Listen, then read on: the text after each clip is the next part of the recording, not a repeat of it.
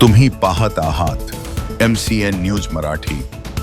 बुलढाणा जिल्ह्यातील संग्रामपूर तालुक्यात येणाऱ्या वरवट खंडेराव येथील शेख जावेद शेख हारून वय 32 वर्ष हा युवक मागील 3 दिवसांपासून बेपत्ता होता। नातेवाईकांनी त्याचा परिसरात शोध घेतला, मात्र तो कुठेही आढळून आला नाही।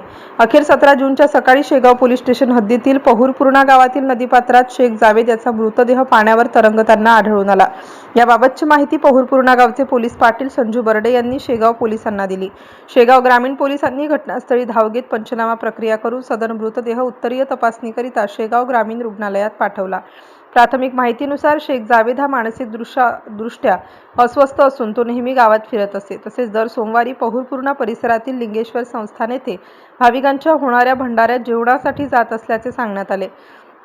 प्रत्यक्षदर्शनी घटनास्थळावर पाहिले असता नदीपात्रात असलेल्या मोठमोठ्या खड्ड्याचा अंदाज न आल्याने जावेद हा पाण्यात पडल्याने त्यातच त्याचा दुर्दैवी अंत झाल्याचा अंदाज व्यक्त करण्यात येत आहे। MCN न्यूज मराठीकरिता रवींद्र शिरस्कार, संग्रामपूर।